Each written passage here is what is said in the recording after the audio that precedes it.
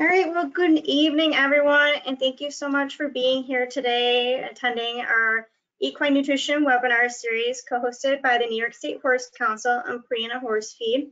For those of you that don't know me, my name is Sarah Collier, and I am the recording secretary on the New York State Horse Council's Board of Directors. As many of you know, the New York State Horse Council is a nonprofit 501c3 with the mission to create a unified voice for all interests towards the preservation of a future for horses in New York State. Along with providing, a part of what we do is offer educational opportunities. For example, this four-part series in the presentation, or the webinar series, which we partnered with Prana Horse Feed and their equine sales specialists, Megan and Kraut. On the screen is our tentative save the date flyer that we had sent out. We've already had our first webinar on February 4th, which is understanding feed tags. And today Megan will be presenting on choosing the right feeds. On April 1st, we will be discussing feeding senior horses. And then on May 6th is a New York State Horse Council member exclusive webinar, which we will be having one of Prana's nutritionists come in and speak. More information on that will be coming out shortly. I'm very excited that Megan Crow was able to confirm, so maybe she'll touch on that briefly as well during her presentation at the end. A few housekeeping things to mention. First off, this webinar is recorded and the recording should be sent to you all and available on our YouTube channel.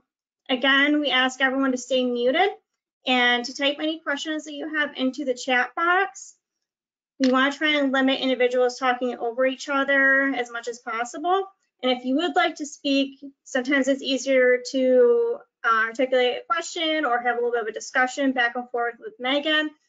Feel free to just type in the chat that you'd like to say something, and I will find a good time to interject during the presentation or towards the end of the Q&A, and I can manually unmute you. All right, so at this point, I'll turn it over to Megan, and I will switch this over.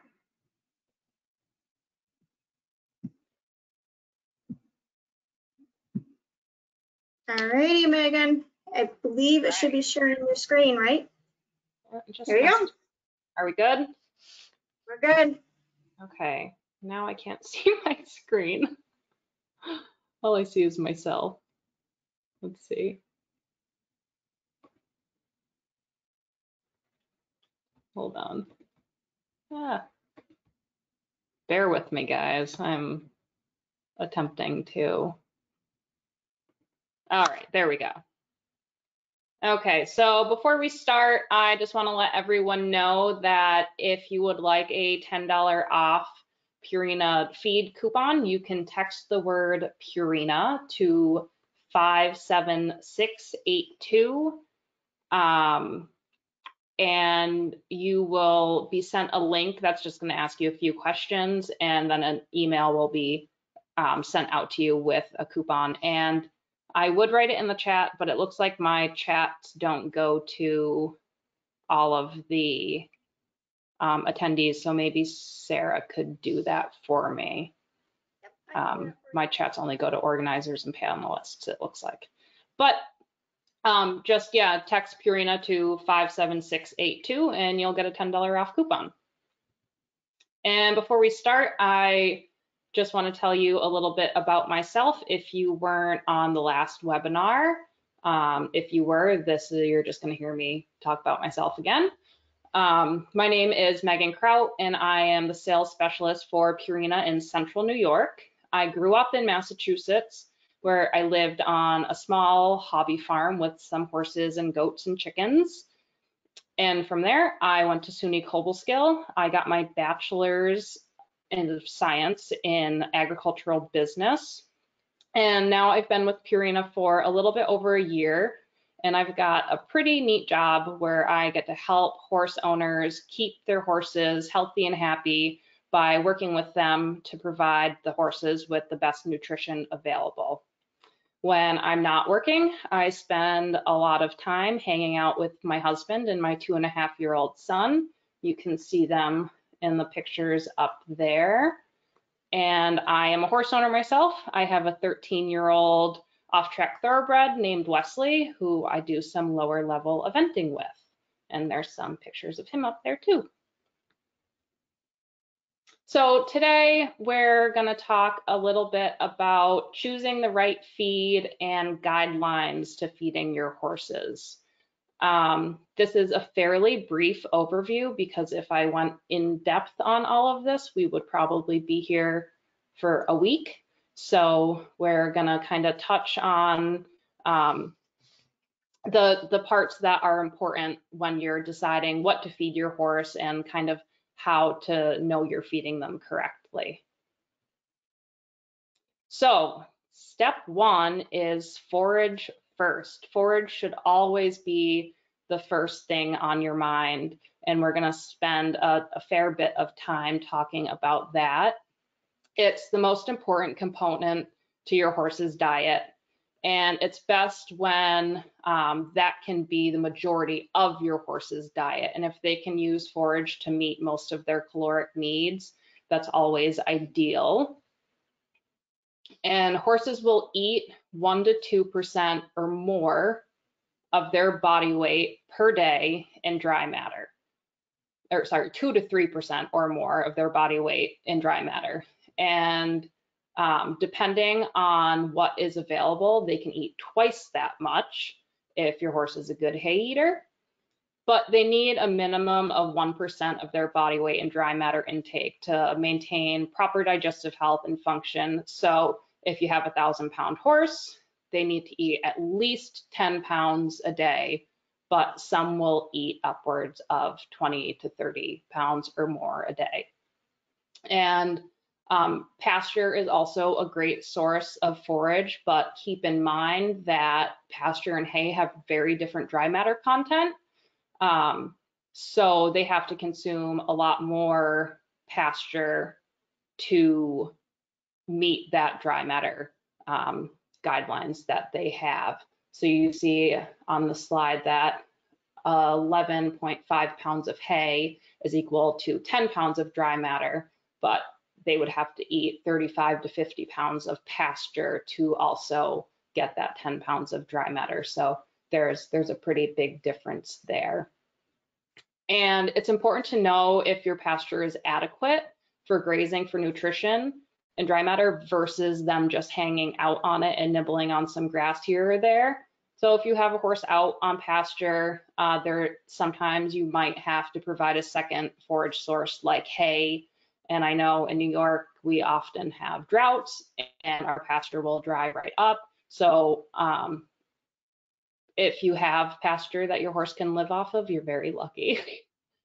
But yeah, just make sure that if your pastures aren't plentiful or get eaten down quickly, to always provide that second source of forage.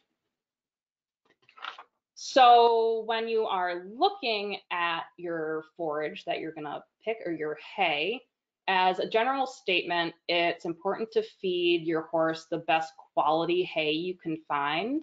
There are some horses with conditions where you might not be able to do that, but if you have a normal, healthy horse, feeding them the highest quality hay and as much as they'll eat is always ideal.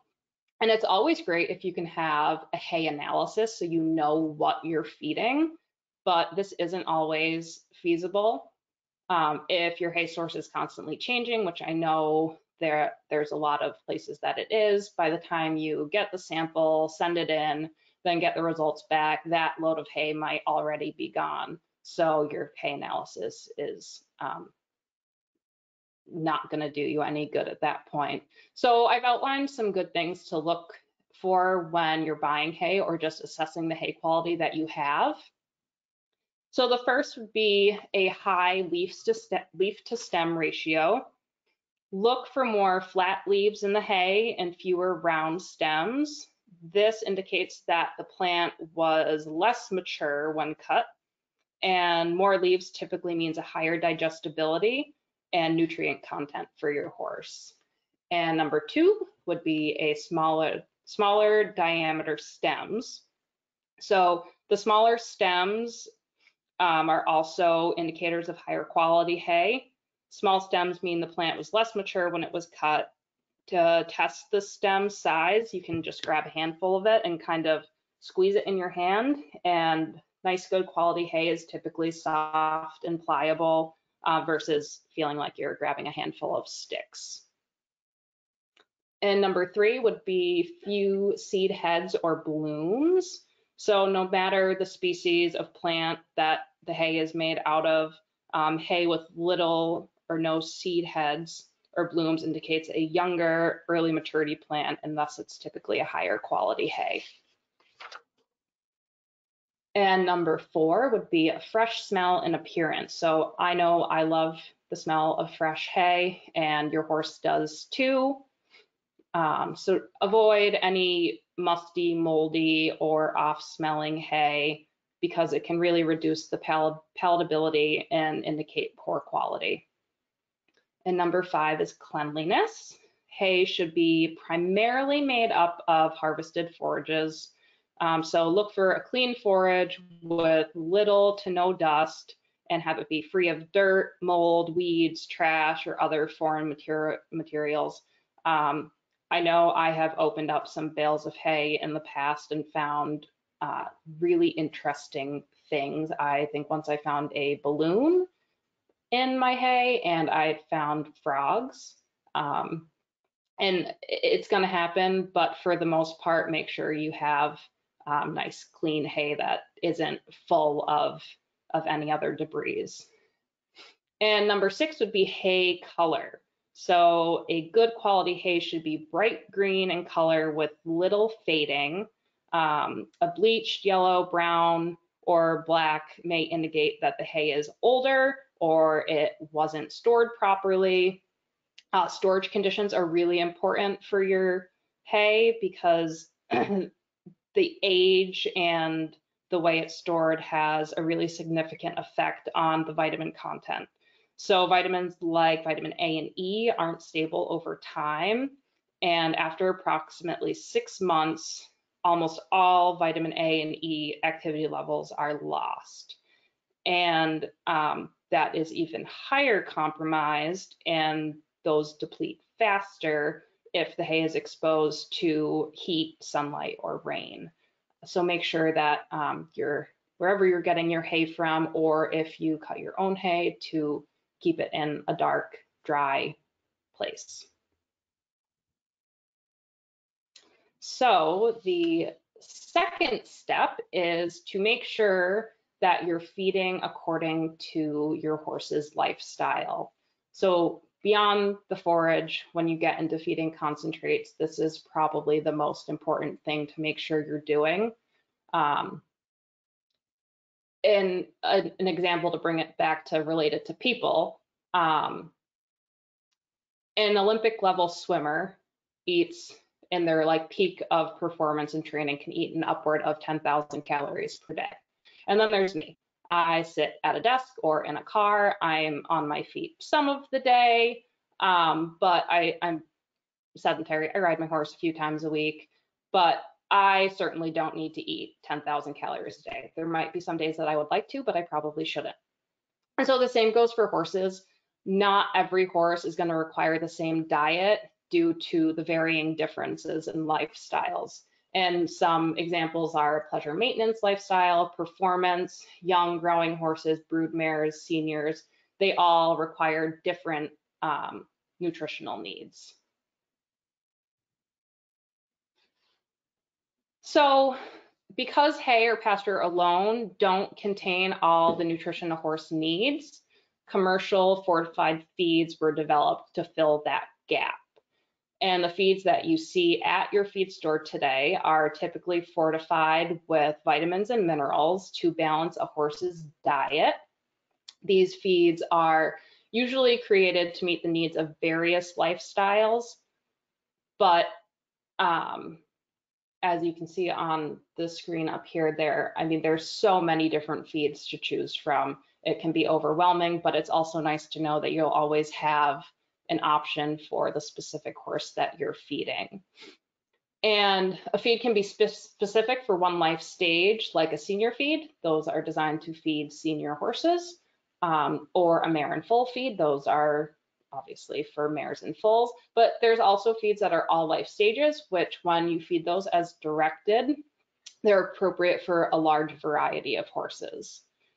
And to know if you're feeding the horse the correct feed for their lifestyle, you don't want to just base it off the name of the feed. You'll want to look at the purpose statement on the feed tag, and that will be kind of tied into the top of the tag or of the bag, and that's where you'll find that. And so want to talk a little bit about a certain group of horses, because sometimes you follow the last two steps, but what happens if you have one of those horses that you just feel like they could live on air? They're pleasantly plump and don't need any extra calories. But we have to remember that all horses have nutrient requirements. And as I said before, hay and pasture alone won't meet all of these requirements. And just feeding these easy keepers, as we typically call them, a handful of feed during feeding time to keep them happy is also not going to meet those requirements. That's not providing them very much nutrition at all. So sometimes you may even have a really hard working horse, but if you have really high quality hay and they're eating a lot of it, and they're getting most of their caloric needs met through forage, you have to find something to give them the protein, vitamins, and minerals that they need that they're not getting out of forage. And that's where a ration balancer will come into play. The one that Purina makes is called Enrich Plus, and it packs all of the nutrition from your typical commercial feed into a concentrated, small feeding rate of 1 to 2 pounds, depending on the size or level of work that your horse is in. And so you'll be meeting all of their nutrient requirements, but not adding those excess calories that they don't need. And you can also use a ration balancer as a top dress if you have one of those horses that is maybe just eating 1 to 2 pounds of a regular concentrate, but you can't cut them back more without losing condition. You could feed Enrich or another ration balancer at 1/2 pound to 1 pound a day just to kind of fill those gaps. So kind of back to the purpose statement that we talked about, would you recommend feeding Race Ready, which is designed for race horses, to your pasture pony? Probably not, but we also wouldn't recommend trying to fuel a thoroughbred racehorse with a ration balancer like Enrich. We'd probably switch these two. There we go, they switched. And so now we have the right product up there, picked for the right horse, but what about the feeding directions? This is kind of bringing us into our next step. Are you feeding by the pound or by the ounce or by the scoop or by the cup? I know I run into all different things that people are measuring their feed out with. So Enrich Plus is designed to be fed in ounces or by the cup, while Race Ready is designed to be fed by pounds or by the scoop. And as good as Race Ready is, no one would win a race by just feeding a cup of that. And we'd also never recommend to feed a whole scoop of Enrich Plus to your pasture pony. So we're going to switch those. now everyone is getting fed the appropriate amount of the appropriate feed. So this brings us into step 3, which is how much do you feed once you've covered your forage, once you've picked the feed, what do we do now? So knowing your horse's body weight is probably going to be the first thing that you want to figure out when deciding how much to feed your horse. And there's a few different ways that you can determine this. First is a weight tape. Purina makes these nice big long weight tapes. They weigh horses up to 1,300 pounds. And these have been developed and researched and studied to probably most accurately represent what you would see on a scale. So they're pretty neat. And we have some cool videos of them weighing horses with that and putting them on the scale, and that weight tape gets you pretty darn close. And so the second thing that you can use is an actual livestock scale. Most people or most farms I go to don't have their own scale, but some of them actually do. And here at Purina, we actually have a traveling horse scale that we load up into the back of our cars and can use on farms. So that's a pretty awesome tool. And then if you don't have a weight tape or a livestock scale, if you can just get your hands on a measuring tape, you can also calculate your horse's body weight by using this formula I have up here. And that is heart girth times body length divided by 330. And that should give you a rough estimate of your horse's weight. And the next thing that is important when you're trying to figure out how much to feed your horse is to read the guidelines on the bag. Those have been researched and really, really dug into by the people formulating feeds. So they can tell you exactly what your horse needs out of that, or a range that they need to make sure that they're getting the nutrients. So, or you can use this feeding calculator, which I'm going to attempt to open. Let's see what this does.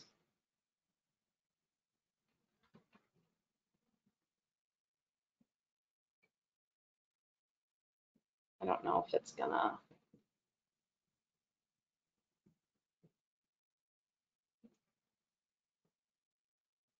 I'm guessing you can't see that, Sarah? I might have to unshare my screen. I can see it. You can see the website I just opened? Yes, the horse feeding calculator is showing. Yeah. Okay, perfect. I wasn't sure. All right. So Purina has this neat horse feed calculator, and you can go up here, and once you've determined your horse's lifestyle and their weight, so I'll say my horse, for example, he's a performance horse and he's in probably moderate work. He weighs about 1,200 pounds. You click calculate, and this is going to give you a whole bunch of options of different feeds that are appropriate for your horse, and it tells you how much hay they should be eating in a day and their energy requirements. So this horse needs to eat 25,400 calories, which is a lot, and 14.5 pounds of hay. If he were not to eat hay and we were to put him on a complete feed, which a complete feed has all of the forage built into it. These are the amounts by pound. And let's see, so he actually eats Ultium Competition right now, and it probably consumes right about around 7 pounds a day. And let's look at a different horse, so just so you can see the differing amounts. So an active pleasure horse, that average, that weighs about 1,000 pounds. We'll calculate what they need. So we can see the drastic change in feed that is appropriate for them and the amounts. So the complete feeds have almost been cut in half, which what they would need. and our offerings of what would be appropriate for them has also changed. So Strategy Healthy Edge, Strategy GX, and Omeline 100, these are all kind of designed for your pleasure or maintenance horses, and they have much lower feeding rates. So that's a neat tool that you can always use. It's right on our website if anyone had interest in that.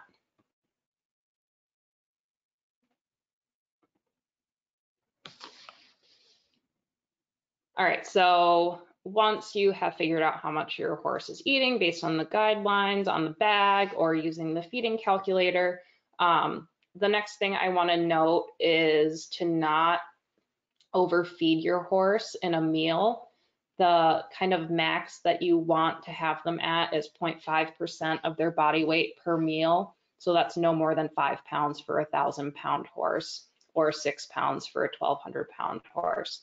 If you have a horse that you are needing to feed more because they need to gain weight, or they're eating a complete feed because they don't have teeth to eat forage or something like that, you're usually going to have to feed them in more than 1 or more than 2 meals a day. You want to break it down so they're not eating more than this 0.5% of their body weight per meal, because then they're just not absorbing all the nutrients that they can from that feed, and it can cause digestive upset, and just want to kind of avoid that as much as you can. And another thing that is important is knowing your horse's body condition. This also comes into play when you're figuring out how much you should be feeding your horse. And it's important to make assessing your horse's body condition score a regular part of your routine. It will indicate whether your horse is getting too fat, losing weight, or maintaining the correct condition. And for those of you that don't know, body condition scoring focuses on 6 areas, which are along the neck, along the withers, the crease down the back, around the tail head, ribs, and behind the shoulder. These are really specific points on the horse that you'll want to use a hands-on approach to kind of score the palatable fat and the visual appearance to give an objective measurement of body condition. And having an actual body condition score is important because versus just saying how much your horse weighs, that's not indicative of their actual condition, because you can have a 15-hand quarter horse that weighs 1,000 pounds and be in perfect condition, or you can have a 13-hand Shetland pony that weighs 1,000 pounds and is morbidly obese. So having an actual body condition score is a really good tool. And the ideal condition for most horses is between a 5 and a 6, but broodmares can be between a 5 and a 7. And when you're determining how much to feed your horse, you want it to be based more off their desired weight versus the weight that they're at. So if your horse is over or under condition, that will change your feeding rates versus just having their feeding based on their actual weight. And if anyone has any questions about body condition scoring, feel free to reach out to me. I have some really great resources that can help you teach yourself how to do this. And there's also really good videos on YouTube. And I don't know, maybe I can attach one of these documents to the follow-up email that Sarah will send out after. But yeah, it's just something, it's really useful to know how to do this. Oh, it looks like my slide got a little messed up, but still on the same step, it is really important to make sure you're feeding by weight and not by volume. And I know I've gone into a lot of barns and they have scoops that they use, which having scoops to use, you got to get it out of the grain bin somehow, but scoops can vary so much in sizes. So when you say you're just feeding a scoop, sometimes a scoop can be a kitchen 1-cup measuring cup, or it can be one of these really large coffee cans. So obviously all those hold a whole lot more volume, and therefore they're gonna weigh really different. And when you look at the guidelines to feeding your horses on the back of the bag, everything is outlined by weight. So you can't estimate weight by volume because feeds weigh very different amounts. So you could weigh out one feed and a scoop of it could weigh 2 pounds, and then you get a different feed and weigh that out, and that scoop could weigh 3 pounds. And like a can of crimped oats has a different weight than a can of whole oats. So having a scale in your barn is a really, really, really great tool, and they're not very expensive. You can get a luggage scale from like Amazon or Walmart, or you can just use a kitchen scale. And the luggage scales are also really great for weighing hay if you decided you want to do that. And so Purina also makes these nifty feed scoops that have, you can't really see them great, but they have our feeds labeled and then what they weigh. So just for instance, this side, 2 pounds of Ultium goes up to this line right here. But then over here, you see 2 pounds of Omeline 400 are way up here. So it just shows that different volumes weigh pretty significantly different. These are really great tools to have if you're not weighing your feed out all the time. Oh, and I have another one. So this is our supplement cup. You can see right here that Amplify and Enrich, the 1 pound mark, are in different areas, and that's because Enrich is a pelleted product that weighs, it's heavier, and Amplify is an extruded product that's a lot lighter. And the fourth step, which is kind of going to wrap this up, I told you this was a pretty brief overview of everything, is personal preference. And this might be a horse or an owner's personal preference. Like I see a lot of people that feel strongly one way or another about feeding a textured feed versus a pelleted feed. And there are great options for horses in both of those varieties. I also see a lot of owners that are concerned about specific ingredients, and that can be due to a dietary allergy, or they just don't want to feed that specific ingredient for some reason. And unless there's an actual dietary allergy present, I don't really get hung up on avoiding certain ingredients, but in some cases it is necessary. And some horses might also have preferences, and it's important to take all of those into consideration. So that wraps up what I have for you guys today, and I just wanted to put this up on the screen again. If you wanted a $10 off Purina feed coupon, you can text Purina to 57682, and that will bring you through those questions to get your coupon emailed to you. And if you're interested in finding the right feed for your horse, I know we talked a little bit about that calculator. That's a really, really great tool if you want to kind of dig into making any changes or to see if what you're doing right now is working or appropriate for your horse. And you can find that on purinamills.com. We also have a free feed greatness challenge that you can sign up for, and that sends you a few buy one, get one coupons over 60 days. And make sure to follow Purina on Facebook and Instagram. We have some super exciting stuff coming up over the next few months that it would be nice for everyone to stay in tune and see what that is.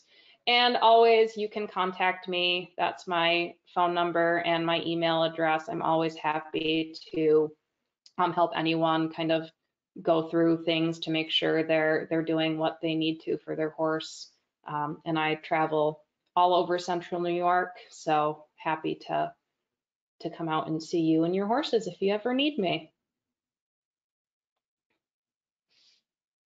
All right, Megan, we have a couple people that have some questions, but I'm gonna start us off real quick. One of the questions that I have are, what are the pros and cons to textured versus pelleted feed, or at least that you've seen? There's I would say part of that is, like I said, personal preference. Um, I know in New York State in the winter, I prefer pelleted feeds because some textured feeds can kind of brick up and they're hard um, to scoop. And typically your lower starch and sugar feeds are also going to be pelleted feeds, but they both have the same nutrition. One is just you can see the ingredients in it. Although they're still, and even in a textured feed, they're still pellets because they have to have a way to get vitamins and minerals in there, and that's in a pellet. And then a pelleted feed, it's just the same ingredients ground up and put into a pelleted form. So again, that's really personal preference and horse preference. Yes, that's a good point, horse preference, because we all know there's occasionally those very picky horses. Yes. Yeah. Yeah. And if you have a picky horse that doesn't love a pelleted feed, it wouldn't hurt to try a textured feed because they're typically coated in molasses and just a little bit sweeter and more palatable. And they smell better in general. At least I find. So Mary, you had a question. So I'm going to go ahead and unmute you.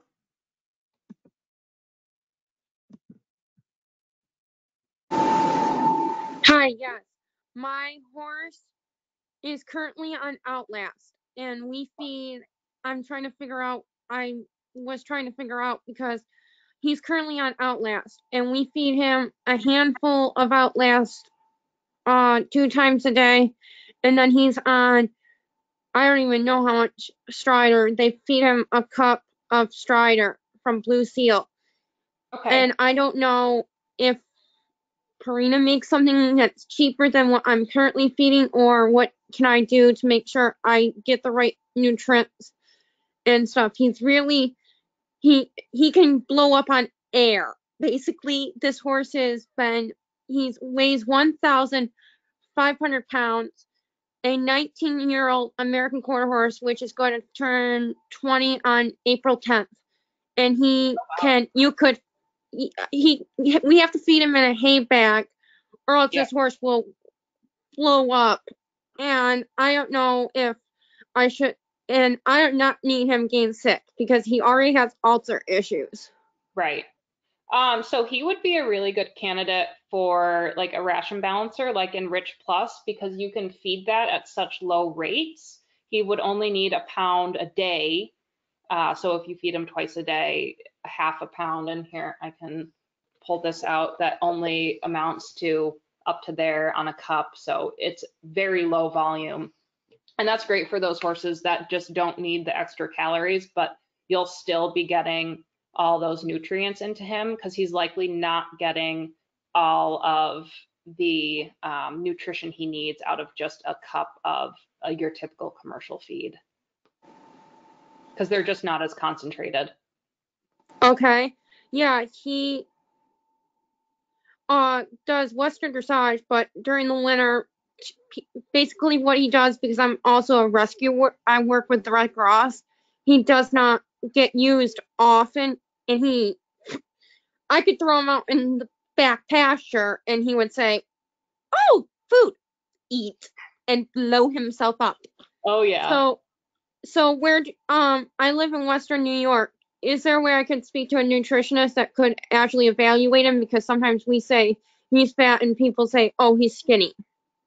Yeah, so why don't you type your email address or something into the chat, or you can just tell it to me if you want to say it over this. And yeah, it's marygerlach29@gmail. Oh, what was that?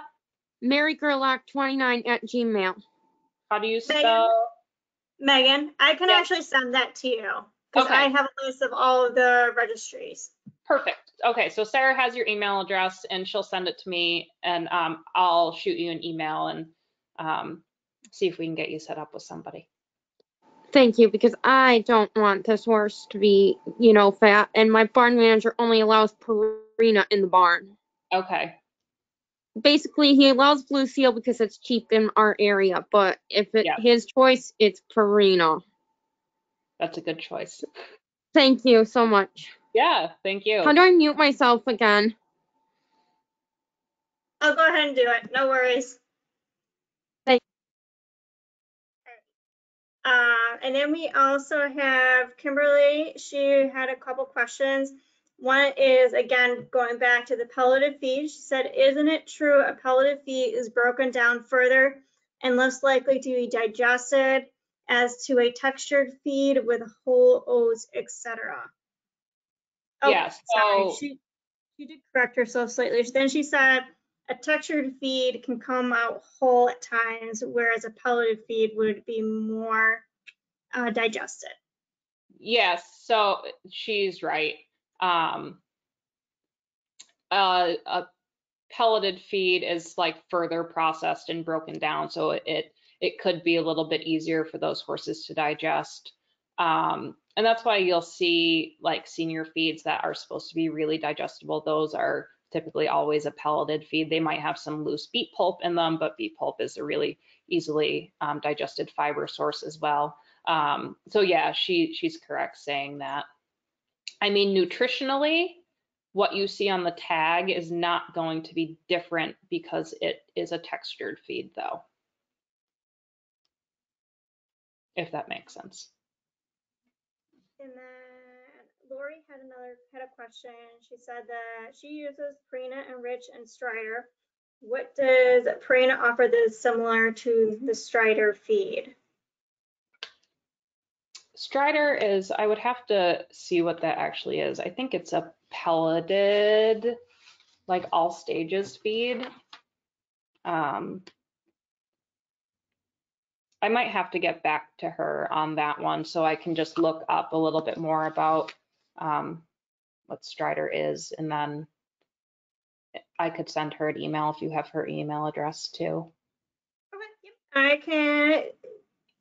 I can do that as long as Lori's okay with that. If you just don't mind Lori typing in the chat that that's okay. Perfect. And then she also had another question. If you're feeding a good feed, what would you suggest supplementing with oats? Or would you suggest supplementing with oats? No, if you're feeding a good high quality feed, you do not need to supplement with oats. Doing that would actually kind of dilute what you're feeding them. And if you need more calories, you're probably better off just increasing their feed or making sure that they're getting adequate forage. But oats don't have the proper vitamins and minerals in the ratios that horses need to do that. And if you're cutting a high quality feed with it, then you're going to be diluting those ratios even more.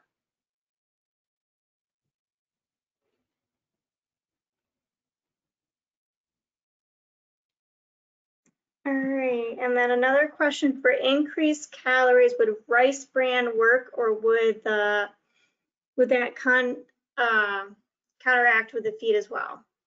No, so rice bran is a pretty common fat supplement if you need weight. But if you're trying to put weight on your horse before you jump to adding things like rice bran or a certain fat supplement, I definitely evaluate your forage to make sure you're feeding good, high quality forage in the right amount. And sometimes adding weight on a horse, if you're only feeding them, or if you're not feeding them like 5 pounds in a meal, you can always just increase that because they'll get slightly more rounded nutrition from like a pound of commercially fortified feed versus just adding a fat supplement. But fat supplements definitely have their place and they're great. And if you need something like rice bran, that would get some extra calories in them without diluting because you're not going to be feeding that much of it.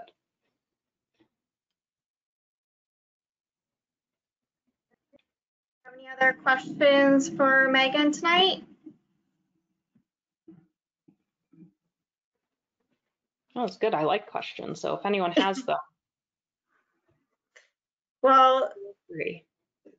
Megan's contact information will be provided in the follow-up email. And Kim does have one more question. She said, isn't a higher fat and fiber feed good for weight gain?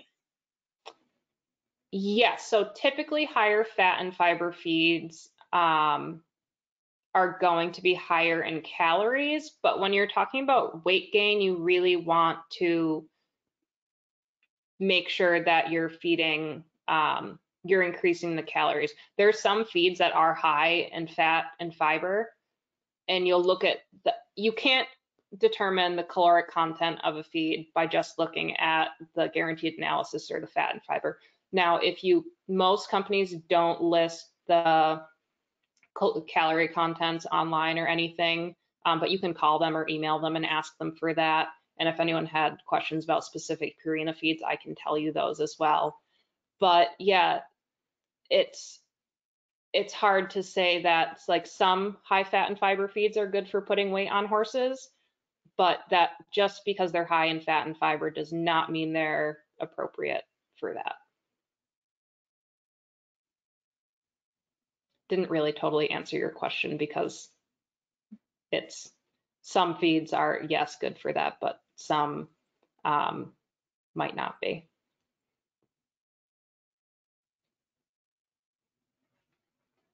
All right, well, it sounds like, I think that's going to be probably our last question. We'll wrap it up.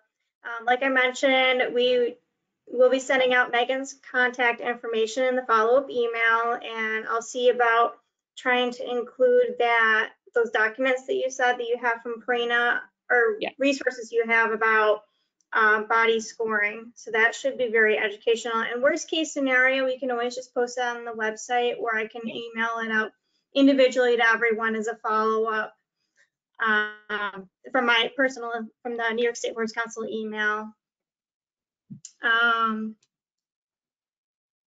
Do you have time for one more question, Megan, or you want to?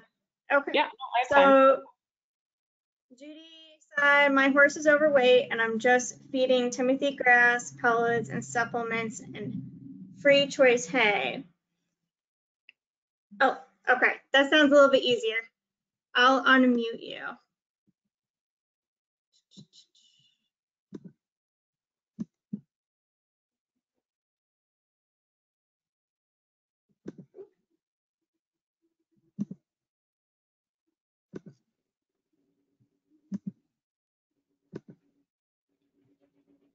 All right. It looks like, Judy, you self-muted yourself, so if you want to go ahead and unmute yourself.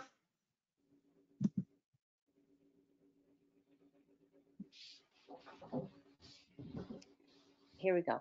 Hi, can you Hi. hear me? I can. Hi, Megan. So I have a Morgan mare. She's 18 now, and she lost her stablemate in May. She came to us 8 years ago, and her stablemate is now a goat. And she gained weight. She's about 15, maybe 15 hands, and unfortunately she's gone up to about 1,200 pounds. Okay. She's round. She's very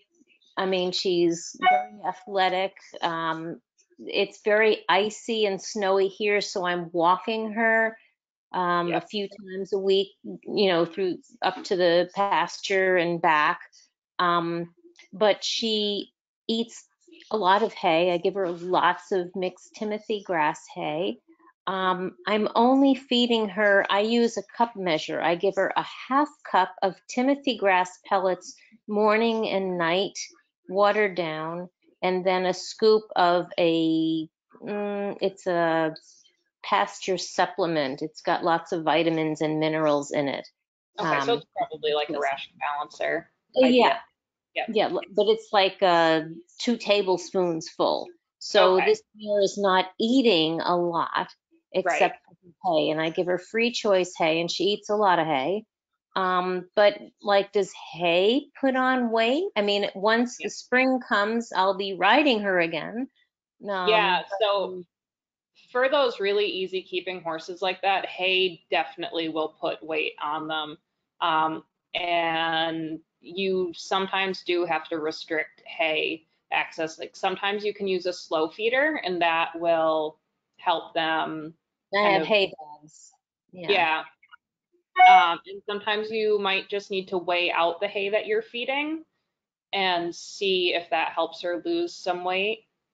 Okay. Just make sure that she's getting that minimum amount. But if she's eating free choice hay, she might just be camping out and eating upwards of that 3% or more of her body weight, when she might be more appropriate for her to be at like 1.5 to 2% of her Okay. body weight. Well, it was really helpful to see that in your presentation. I never thought about it. I always heard that free choice hay was what you do in the winter. Our pasture in the summer it's very acidic. So Okay. the grass is not great, but it's lots. I mean, she's got 15 acres, to run around on and eat. Yeah. But she definitely needs to lose weight. So I'm thinking that maybe I'm feeding her more hay than she needs. It's hard, it's It is. hard in the winter. Like, what do you do? I know. Yeah, because they're not moving much in the winter, and I know a lot of us in New York aren't able to ride much, so No. that definitely changes things. But yeah, I mean, not like I've said, every horse is an individual, and free choice hay is great for those that need it, but some of them just don't, and Yeah. it's better off to restrict her hay a little bit than her to be overweight. Okay. Thank you. Yeah, you're welcome. I should say I used to have a Morgan that was very, very round as well if he was fed free choice hay. He used to just stand at the round bill all day and eat all day long.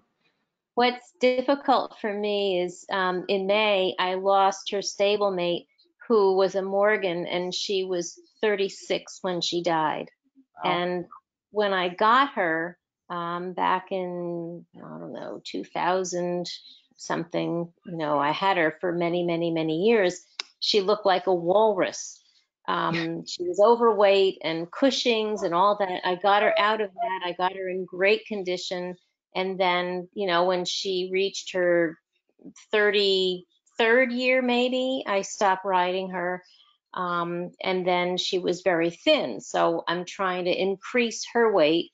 And now I've got her stablemate who is, plump. So Right. it's going from one transition to the other. And Morgan came on to us having lots of really good hay, and she still has lots of really good hay. So Yeah. I guess maybe now in the winter at night, it's important to give her lots of good hay at night, and then during the day, maybe not as much. Yeah, you could definitely do that. Okay. Thank you. Enjoyed both webinars and look forward to the next one. I'm glad. Thank you.